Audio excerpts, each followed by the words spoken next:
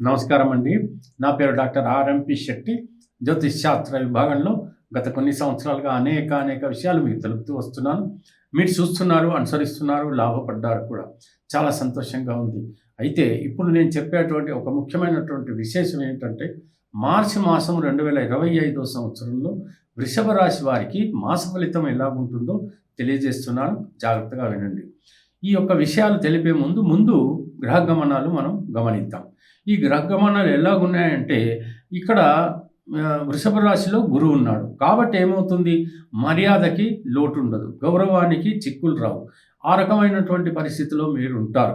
గురువు తానున్నటువంటి క్షేత్రం నుంచి 5వ స్థానాన్ని, 7వ స్థానాన్ని, 9వ స్థానాన్ని చూస్తాడు కనుక ఇక్కడ మీకు మెయిన్గా ఏంటంటే 5వ స్థానం అంటే కేతు ఉన్నాడు. కేతు అంటే సంతానము సంబంధించినటువంటి ఆ యొక్క స్థానములో మరి ఏ రకమైనటువంటి ఇబ్బందులు కలగకుండా ఈ గురువు చూసుకుంటున్నాడు. కాబట్టి ఏమీ ఇబ్బంది పడరు. సంతానం విషయంలో హ్యాపీగా ఉండండి, ఏ విసుగు పడకండి. ఇకపోతే మరో స్థానం 7వ స్థానం. దంపతుల మధ్యన సఖ్యత మాత్రం బాగుంటుందండి. వీళ్ళ మధ్యన ఎటువంటి గొడవలు ఉండవు. ప్రేమ, అనురాగం అనేటువంటిది తప్పకుండా ఉంటుంది. ఇల్లంతా ప్రశాంతంగా గడిచిపోతుందని మనం తెలుసుకోవచ్చు. మరి 9వ స్థానాన్ని కూడా చూస్తున్నాడు. కాబట్టి ఇక్కడ ఏం జరుగుతుందంటే 9వ స్థానం అనేటప్పటికి మనకి మరి ఈ యొక్క మకర రాశి అవుతుంది కదా. మకర రాశికి వచ్చేటప్పటికి ఏమవుతుందంటే కొంచెం భాగ్యము అనేటువంటి విషయం మాత్రం భద్రతగా ఉండదేమో అని అనిపిస్తుంది.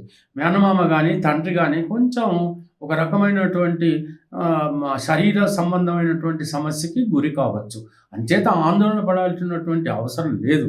ఎందుకనంటే ఏ రకమైనటువంటి ఇబ్బంది లేదు. ఎప్పుడైతే గురువు చూసుకుంటున్నాడో ఇబ్బంది అనేటువంటిది ఎట్టి పరిస్థితుల్లోనూ కలగదు. అయితే చలనచిత్ర రంగం వాళ్ళకి మాత్రం చాలా బాగుంటుందండి.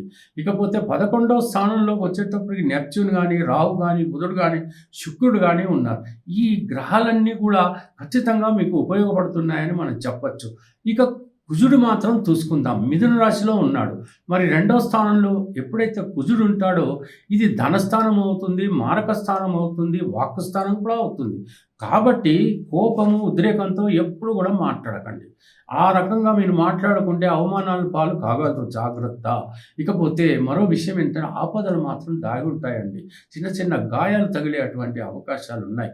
ఒకవేళ మీకు జరుగుతున్నటువంటి దశ శుభకరంగా ఉంటే తప్పించుకుంటారేమో, కానీ గాయాలు మాత్రం తగిలేటువంటి అవకాశాలు ఉన్నాయి. ముఖ్యంగా గడ్డం గీసుకుంటున్నప్పుడు కూడా మగవారు జాగ్రత్తగా ఉండండి. అంత ఇదిగా చెప్తున్నాను కాబట్టి మీరు అర్థం చేసుకోవాలి. ట్రాఫిక్లో వెళ్తున్నప్పుడు కానీ, ఎత్తులు పైన మెట్లు ఎక్కుతున్నప్పుడు కానీ, బాత్రూంలో ఉన్నప్పుడు కానీ, లేకపోతే ఎక్కడైనా మీరు గుంపులో వెళ్ళినప్పుడు కానీ, జాతరలకు వెళ్ళినప్పుడు కానీ సాధ్యమైనంత వరకు జాగ్రత్తగా ఉండండి.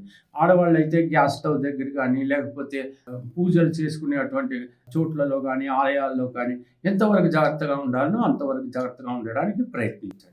ఈ రకంగా ఉన్నట్టయితే ఎటువంటి ఇబ్బంది లేదు. దూర ప్రయాణాలు చేసినట్టయితే సాధ్యమైనంత వరకు మీ జాగ్రత్తలు మీరు ఉండాలి. కొంతవరకు ఇన్ఫెక్షన్స్ వచ్చేటువంటి అవకాశం కూడా లేకపోలేదు. ఇక మిగతా విషయాలకు అన్నీ వస్తారు. ధనం కానీ, ధాన్యం కానీ ఇవన్నీ కూడా బాగుంటాయి. ప్రొఫెషన్ రంగంలో ఉన్నటువంటి వాళ్ళకు కూడా చాలా అద్భుతంగా ఉంటుంది. గౌరవము దక్కుతుంది, కావాల్సినటువంటి డబ్బు చేతికి అందుతుంది. ఇక మరో విషయం, ఉద్యోగాలు దొరకనటువంటి వాళ్ళు ఉంటారు. ఖచ్చితంగా ఉద్యోగాలు దొరికేటువంటి అవకాశాలు కూడా ఉన్నాయి. ఇక్కడ ఏంటంటే 10వ స్థానంలో రవి, శని ఉన్నారు. అంటే ప్రభుత్వ ఉద్యోగుల్లోనే కొంత ఒక రకమైనటువంటి ఇబ్బందికరమైనటువంటి వాతావరణం ఏర్పడవచ్చు. రవి శని తండ్రి కొడుకులు అయినప్పటికీ కూడా అంటే వృత్తి స్థానంలో ఏమవుతుందంటే సబార్డినేట్స్ మరి బాసెస్ని మాట వినకపోవడము, లేకపోతే బాసెస్ మాట సబార్డినేట్స్కి బాసెస్కి వీళ్ళ ఇద్దరి మధ్యన ఏదో ఒక రకమైనటువంటి తీవ్రతరమైనటువంటి ఒక సంభాషణ కలగడము, ఒక రకమైనటువంటి ఇబ్బంది గురి కావడము, ఇవన్నీ కూడా జరిగేటువంటి అవకాశాలు ఉంటాయి. ఏదైనా గృహ సంబంధమైనటువంటి విషయాలు ఉంటాయి. ప్లాట్ ఇవన్నీ మనం కొనుక్కుంటాం, ఏదైనా ప్రాపర్టీస్ కొనుక్కున్నప్పుడు కొంత ఇబ్బంది కలిగేటువంటి అవకాశాలు కూడా ఉన్నాయి.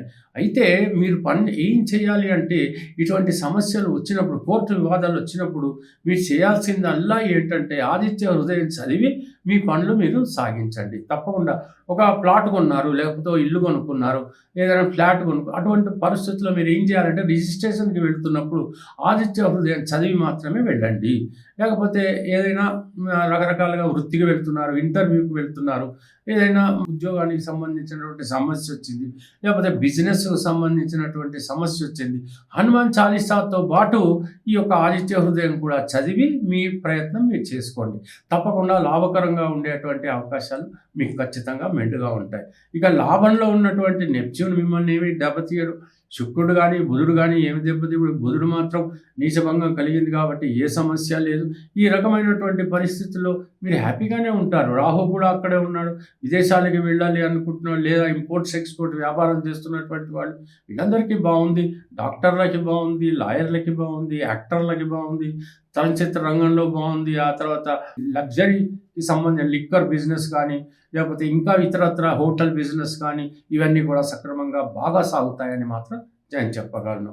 పిల్లలు కూడా బాగా చదువుకుంటారు. ఎటువంటి సమస్య లేదు. కావాల్సి ఏంటంటే మీరు చేయాల్సింది ఏంటంటే కాస్త భక్తి శ్రద్ధలు ఉండి, క్రమశిక్షణ కలిగి ఉంటే మాత్రం ఈ మాసమంతా ఎటువంటి సమస్య లేకుండా అద్భుతంగా జరుగుతుందని చెప్పవచ్చు. విందు వినోదాల్లో పాల్గొంటారు. ఆ తర్వాత ఏదైనా తీర్థయాత్రలకు వెళ్ళేటువంటి అవకాశాలున్నాయి. దూర ప్రయాణాలు చేస్తారు. ఇవన్నీ కూడా సక్రమంగా సాగుతాయి. ప్రమోషన్‌లొస్తాయి. లేకపోతే ఏదైనా ఇంక్రిమెంట్‌లు దొరకాల్సొస్తుంది. బోనస్‌లు ఏమన్నా రావాల్సుంటే అవి దొరుకుతాయి. ఆ రకంగా అన్ని రకాలుగా బాగానే ఉంది. ఏమి ఇబ్బంది పడరని మాత్రం నేను చెప్పగలను. తెలిసింది కదా! సెలవు మరి. ఉంటాను. నమస్కారం.